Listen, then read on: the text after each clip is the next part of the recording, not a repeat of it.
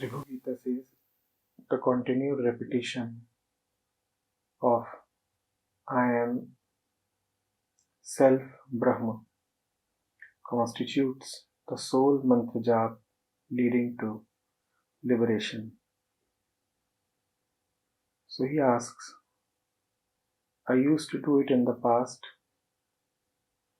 the repetition of Guru Vachan, but now the effort has been dropped because whenever the thought arises to do it, something observes to whom the thought arises, which I normally call I or I am, and then the whole thing just drops. That something through which all this is observed, is that also a part of mind? Asking because I could clearly sense it is not a mere thought, it just always is. The other reason that there is no interest to do it is that I feel that the effort itself is a demand to know the truth, which in turn means that it is somewhere in the future, and so all this drops.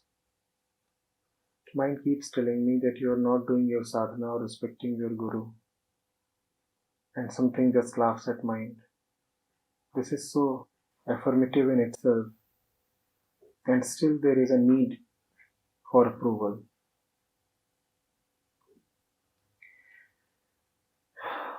Is this fine, or is it just another kind of mind trap? Kindly help. Pradeep, few things must be understood.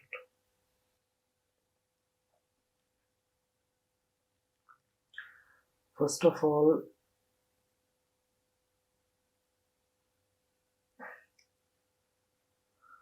the witness cannot be witnessed. The observer that you have talked of, if he is really a mere observer, a pure observer, then he cannot be talked of. You cannot sense him. That is one thing. The other thing is that when the scriptures talk of repeating, I am Self-Brahman, they do not talk of repeating in a mere verbal way.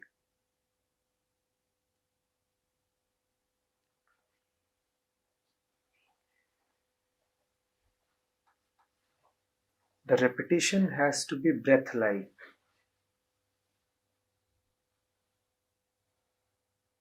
The repetition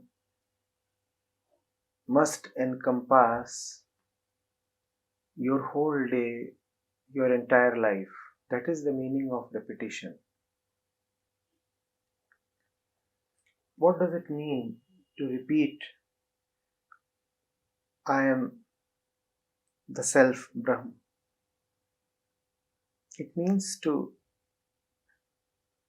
really live in an unfettered way. It means to be free even when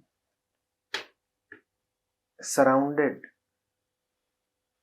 by the various forces of Prakriti, by the entire world, by the daily rigors and rigmaroles of life.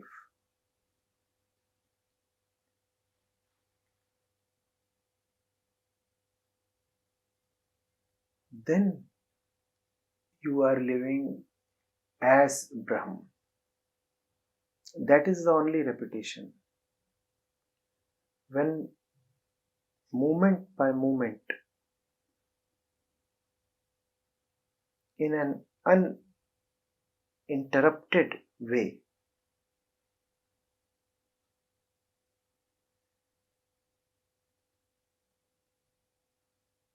you are living without the usual chains of habit, sorrow,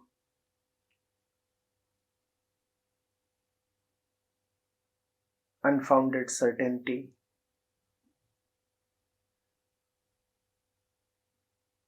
insecure suspicion.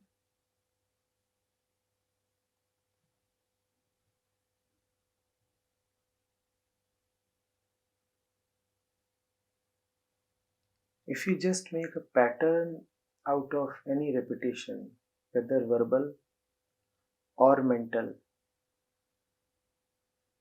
it may at best make the other patterns dormant and override them. Override them as another pattern.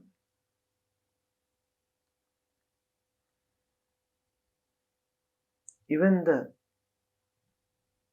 existing patterns wouldn't have disappeared.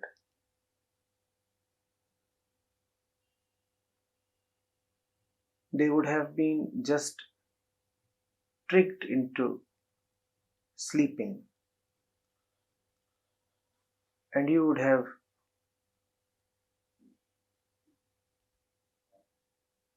created another more debilitating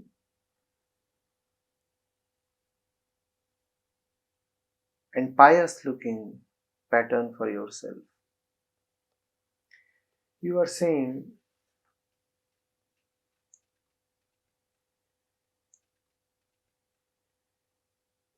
that you could clearly sense that something which observes is not merely a thought, it is something that just always is. That which always is can have no beginning and no end, right? If something always is,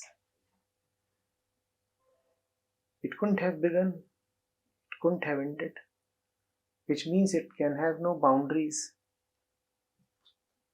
If it can have no boundaries, then what have you sensed? To sense something, anything, you have to be first outside the boundary of that thing. You have to be distant from that thing.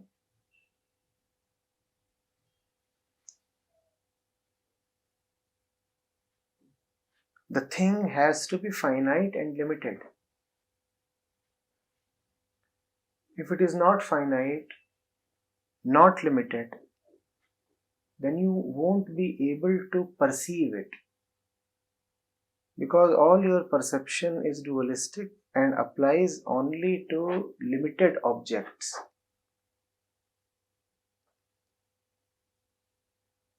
Then you say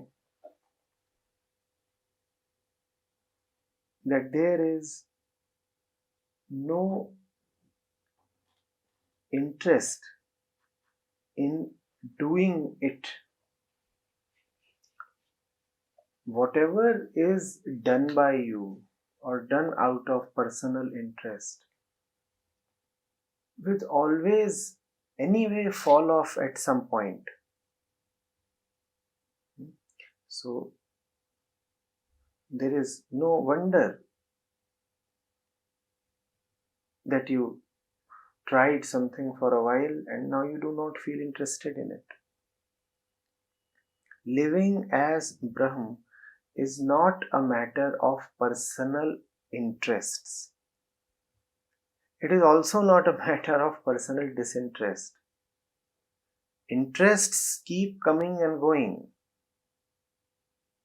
Brahm does not really interfere with your interests. Your Brahm reality, your Brahm foundation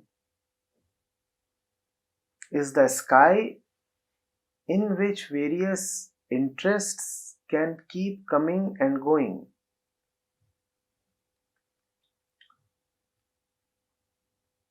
But no interest can really pertain to the truth. You can be interested about one thing or the other. You cannot really be interested about the absolute. If the absolute becomes an object of interest, then you are missing.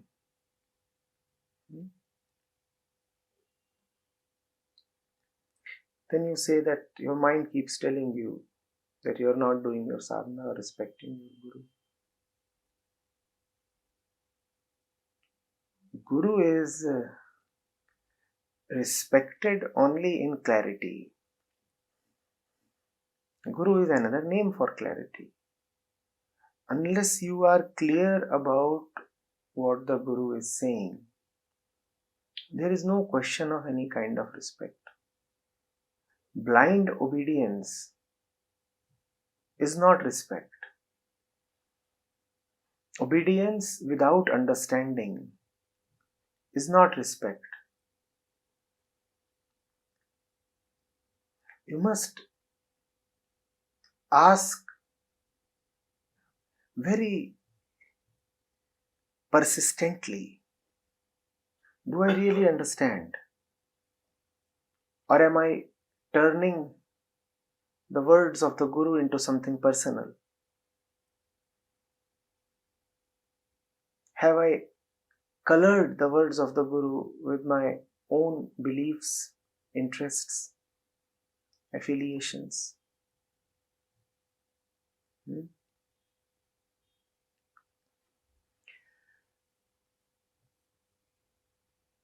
Then you have said that you still are a little doubtful and you want approval on whether it is all right to do what you are doing, or is it just another mind trap? I often say, in matters of truth, if there is suspicion, then the suspicion is well placed.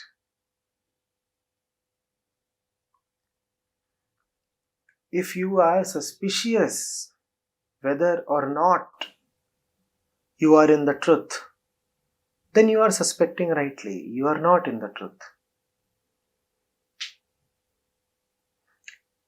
In truth, you can suspect everything. In truth, you become free to doubt, inquire, question. But in truth, you do not doubt the truth itself. However, you are free to doubt your personal truths.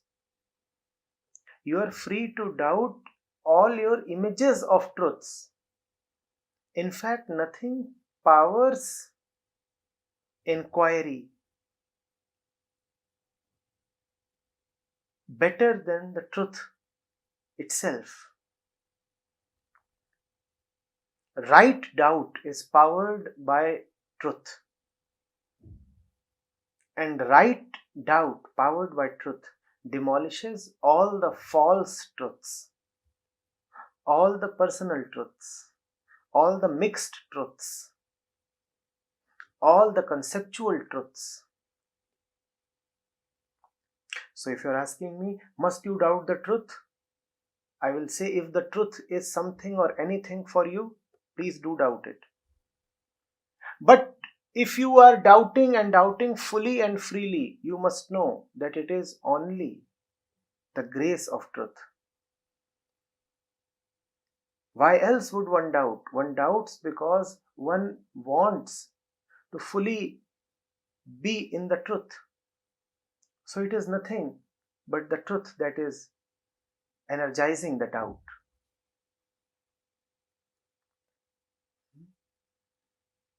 Please be brutally honest with yourself. It is great that you are doubting yourself. In doubting yourself, you are not reducing yourself. In doubting yourself, you are only displaying that the truth is something that you can be absolute sure of.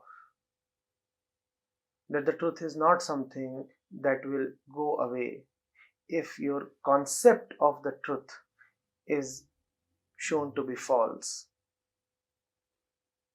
When you know very well that you have something that won't be reduced or taken away, then empowered by that thing, emboldened by that thing, based on the certainty of that thing, which is surely not a thing as such, now you can doubt the entire world and can be prepared to leave the entire world if it is shown to be false. You will say, that which is true is anyway with me. What will I do with duplicate things? What will I do with inauthentic stuff? You know why most people are unable to let go of stuff even though they know it to be false? You can give up the false only when you are very certainly in the truth. Only when you love the truth more than yourself, then you can give up all the falsenesses that you are attached to. Yes?